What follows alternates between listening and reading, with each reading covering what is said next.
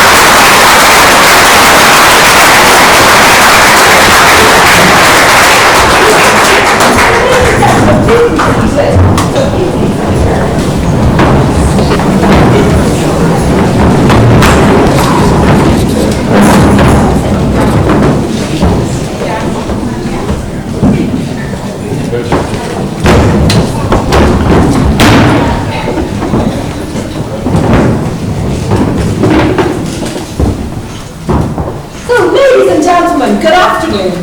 I'm just going to say, best Flower Girls dress ever. Completely up-to-date surprise. And cutest page boys as well. Very yes. So, ladies and gentlemen, good afternoon. My name is Emma. I am a celebrant with the Humanist Association of Ireland, and it gives me great pleasure to welcome you all here today. On behalf of Sarah and Sam, we join together this very special occasion to celebrate their marriage and honour their commitment to each other. The French writer Marcel Proust said, "Let us be grateful to people who make us happy, because they are the charming gardeners who make our hearts blossom." And you are the people who make the hearts of Sarah and Sam blossom. And your presence is warmly welcome.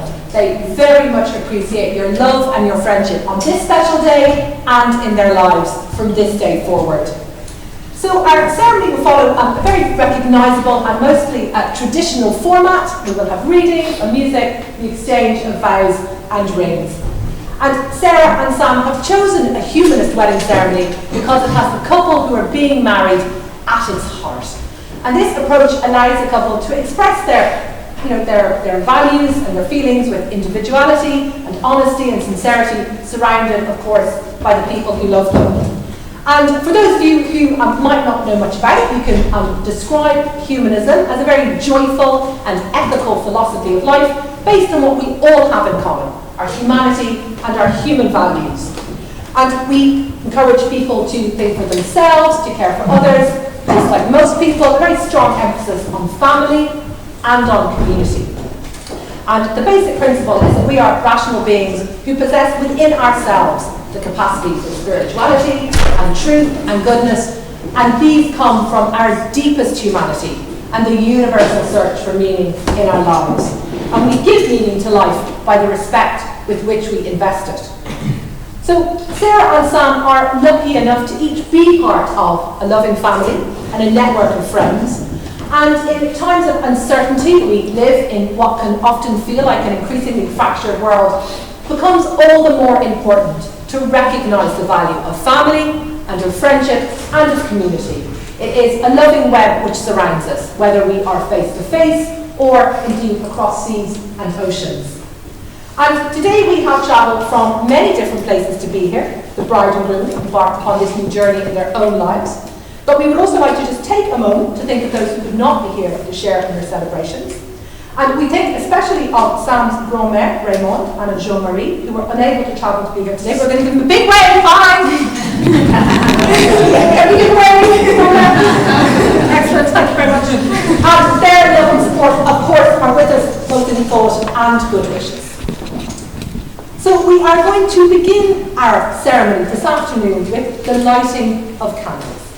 And thousands of candles can be lit from a single candle, and the life of the candle will not be shortened, because happiness never decreases by being shared. So in just a moment, I am going to invite the two mums to come forward, and they're going to each light a candle as a symbol of the two families from which their children come. And a little later, I will ask Sarah and Sam to light the centre candle as a symbol of the commitment that they are making here today. The two candles also represent the bride and groom as individuals. So if the two mums would like to come forward, please.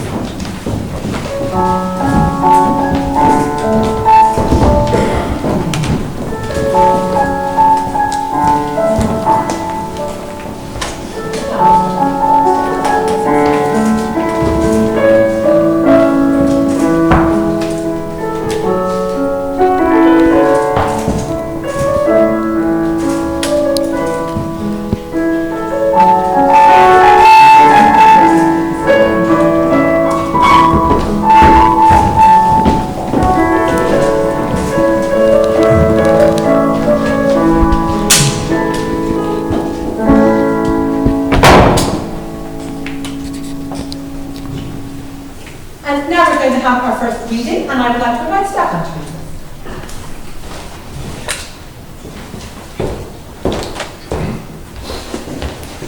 First Meeting by A.J. Simon.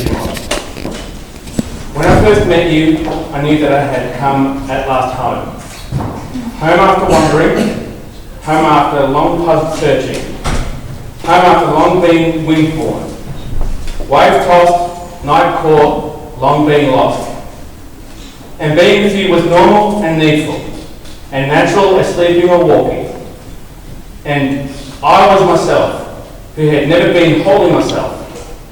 I was walking and talking and laughing easily at last, and the air was softer and sounds were sharper, and colours were brighter and the sky was higher, and length was not measured by milestones, and time was not measured by clocks, and this end was the beginning, and these words are the beginning of my thanks.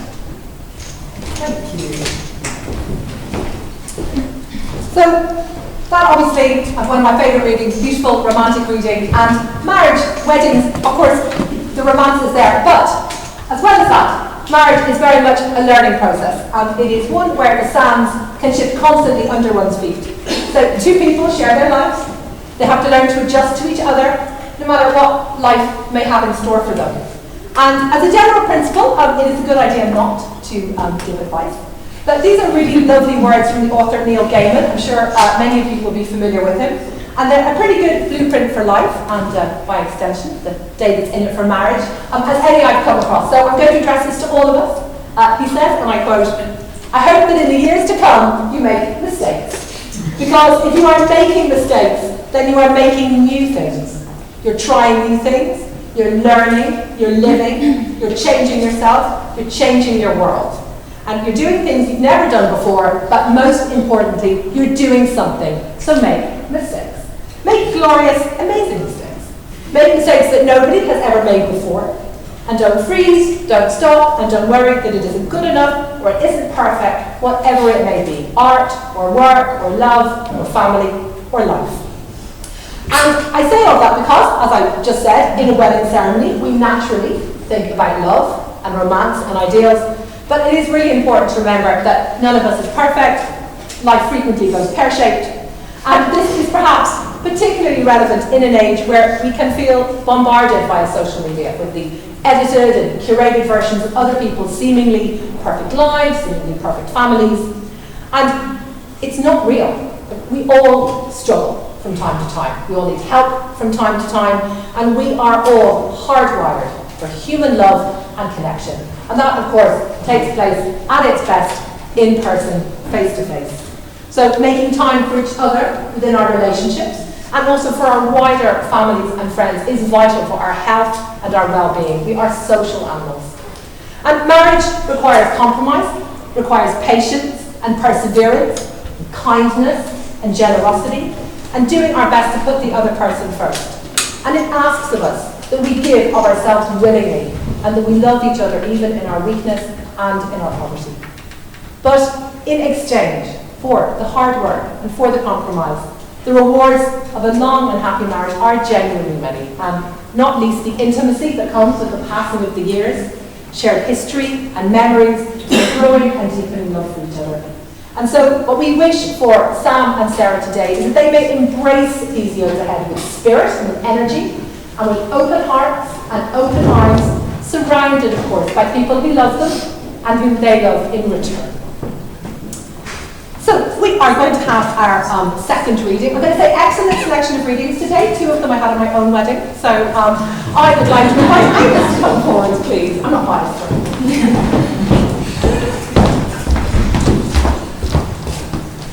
If in the morning when you wake, the sun does not appear, I will be here. If in the dark we lose sight of love, hold my hand and have no fear, I will be here. I will be here when you feel like being quiet, when you need to speak your mind, I will listen. Through the winning, losing and trying, we'll be together and I will be here. If in the morning when you wake, if the future is unclear, I will be here. As sure as the seasons were made for change, our lifetimes were made for years, I will be here. I will be here and you can cry on my shoulder when the mirror tells us we're older. I will hold you to watch you grow in beauty and tell you all the things you are to me. We'll be together and I will be here. I will be true to the promises I've made to you and to the one who made me to you. I will be here.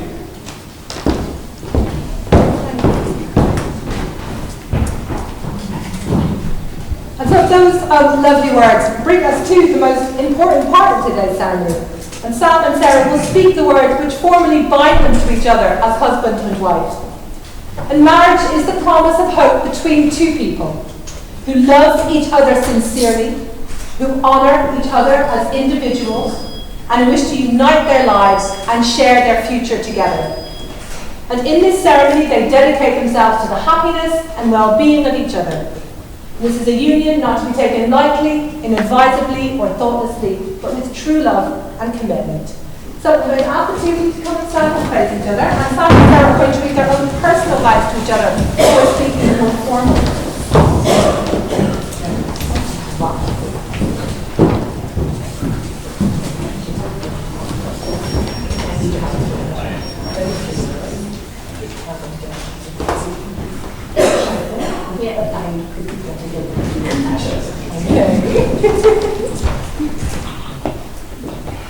Sam, today I take you as my partner for life. I vow to encourage and inspire you, to hold your hand every chance I get, to love you, respect you, support you, and above all else, make sure I'm not yelling at you just because I'm here. I promise to laugh with you in good times and comfort you in times of sadness and struggle. I promise to be forever by your side, even in cricket season.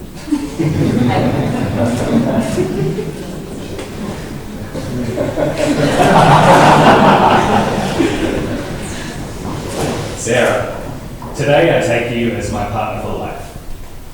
I vow to encourage and inspire you and to tease you every chance I get, all the while holding your hand. To love you, respect you, support you, and above all else, carry snacks with me wherever we go. I promise to laugh with you in good times and comfort you in times of sadness and struggle. I promise to be forever by your side, especially through Coronation Street.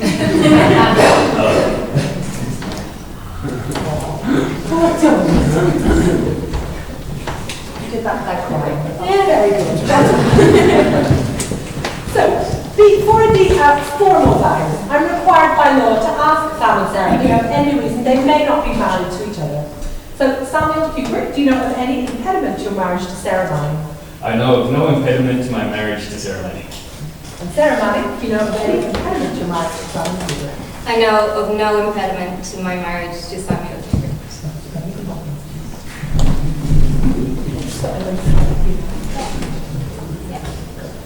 Do you, Sarah Manning, take Samuel Joseph Hubert to be your husband, to share a relationship of love, tenderness, and laughter with him, to confide in and trust him in everything as an equal partner, but above all else to love and cherish him? I do.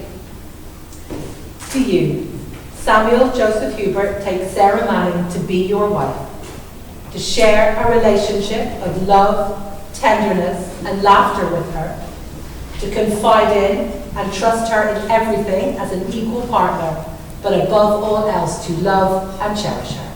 I do. So for thousands of years, lovers have exchanged rings as a token of their vows, and these simple bands are made precious by our wearing of them. And in the form of a circle, may they remind you both that love, freely given, is always returned. The wedding bands you are about to exchange are a confirmation of the vows that you have made. So if we may have the rings, please.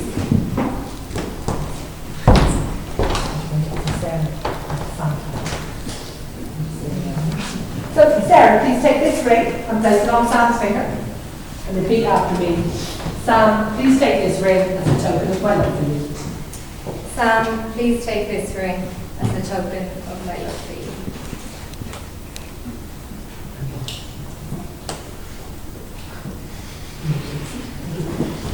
And Sam, please take this ring and place it on Sarah's finger. And repeat after me. Sarah, please take this ring as a token of my love for you. Sarah, please take this ring as a token of my love for you.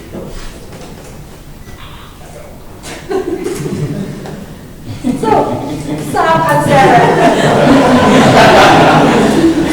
you have freely consented to join your lives. You have pledged yourselves to each other by the exchange of vows and rings. And therefore, in the presence of this company, and by the power invested in you by the state, I am delighted to formally present to you Sam and Sarah, husband and wife.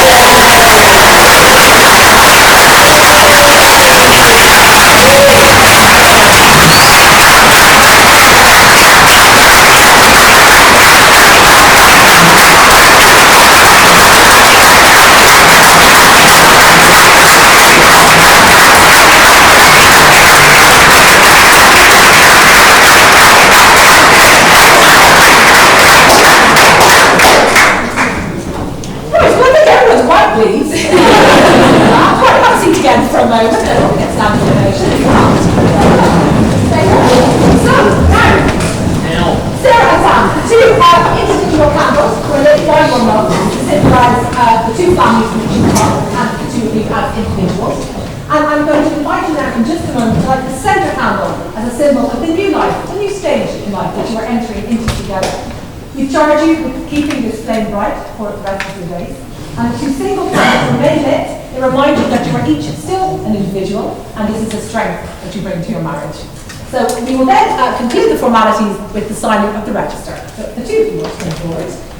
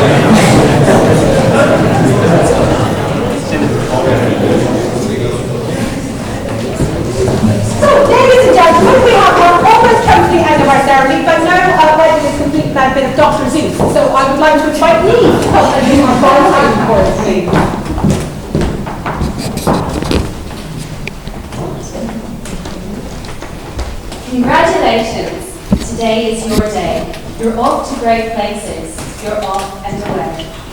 You have brains in your head. You have feet in your shoes. You can steer yourself any direction you choose. You look up and down streets, look them over with care. About some you will say, I don't choose to go there. With your head full of brains and your shoes full of feet, you're too smart to go down any not so good street. And you may not find any you want to go down. In that case, of course, you'll head straight out of town. It's opener there in the wide open air. Out there things can happen, and frequently do. people as brainy and footsie as you. And then things start to happen. Don't worry, don't stew. Just go right along, you'll start happening too. Oh, the places you'll go. You'll be on your way up. You'll be seeing great sights. You'll join the high flyers who soar the high heights. You won't lag behind because you have the speed. You'll pass the whole gang and you'll soon take the lead.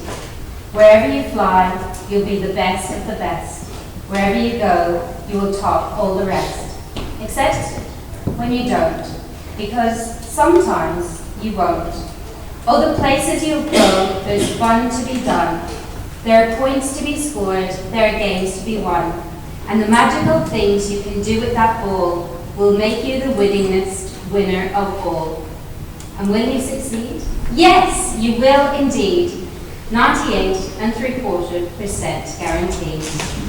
Kids, you'll move mountains. You're off to great places. Today is your day. Your mountain is waiting. So get on your way.